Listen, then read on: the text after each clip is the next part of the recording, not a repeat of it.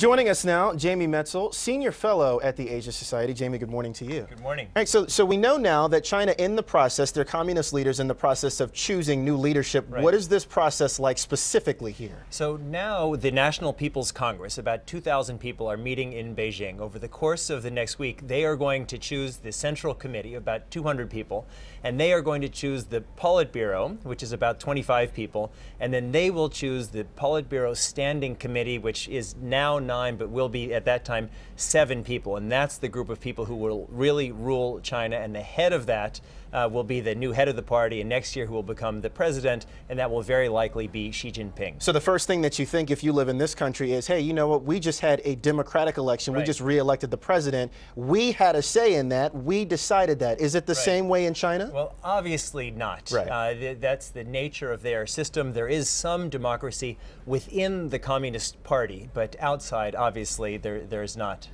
So what happens from here? What is the process? I mean, what do we know about Xi Jinping at this point? Well, we know a medium about him. We know his history, where he was born. His father had been a deputy prime minister, governor of Guangdong province, which was where the special economic zones were created, where China's reform story began.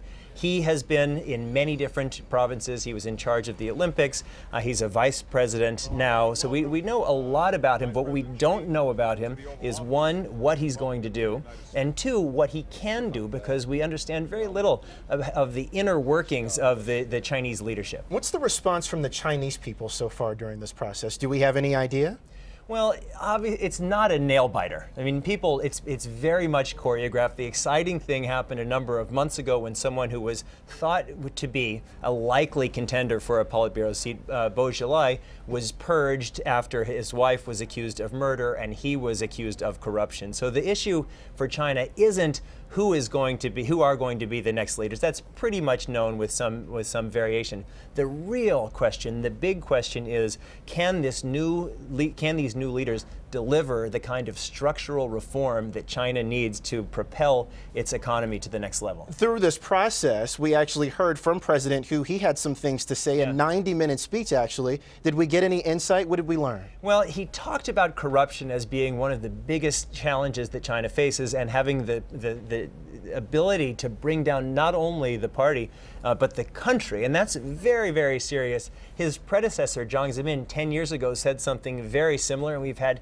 10 years of expanding state power and increasing corruption. So we know that Hu Jintao and Wen Jiabao are on record against corruption, but the real question will be, can China have the kind of reform that's needed to really stop corruption when so many of the people who are now making these decisions are very, very wealthy, and it's not from lemonade stands. What is the direction of China moving forward, that government and the country's economy at this point, which is a serious issue that China's facing? Yeah, well, that's the big question. If China's government continues with business as usual, continues to encroach into the space of private industry, if state-owned enterprises continue to become stronger, if corruption is maintained, China is going to continue its deceleration, and the China miracle is going to become much less. If China can reform its governance system and reform its economic system, then China's best days are ahead. What's the relationship right now, as we make a little bit of a transition here, between China and the United States?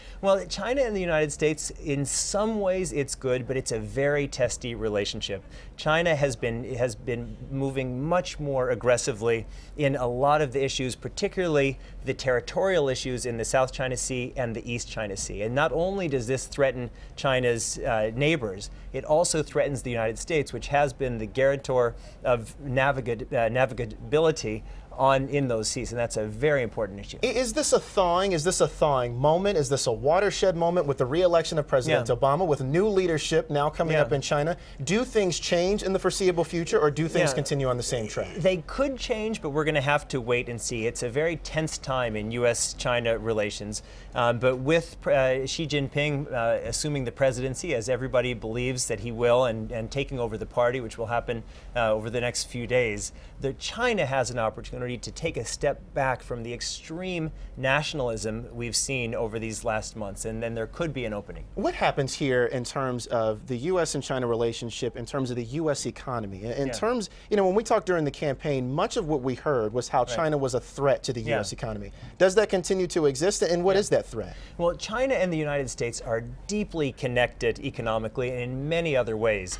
And the United States is a stakeholder in a growing China economically, and trade with China is very important to us. At the same time, it's not trade at any cost. And there are three major issues that the United States has with China. First is that their currency, although it's strengthened, is considerably undervalued. Second is that China is the world's largest thief of intellectual property, especially from the United States. And third, the indigenous innovation in Chinese government procurement. There is extreme discrimination against non-Chinese suppliers. So these are all very, very big issues. Everybody hopes that there's not going to be a trade war, but there needs to be more of a reciprocal relationship between the two powers. We have to figure out what happens next year. The story continues. Jamie Metzl from the Asia Society this morning. Jamie, thank you so much. Anytime.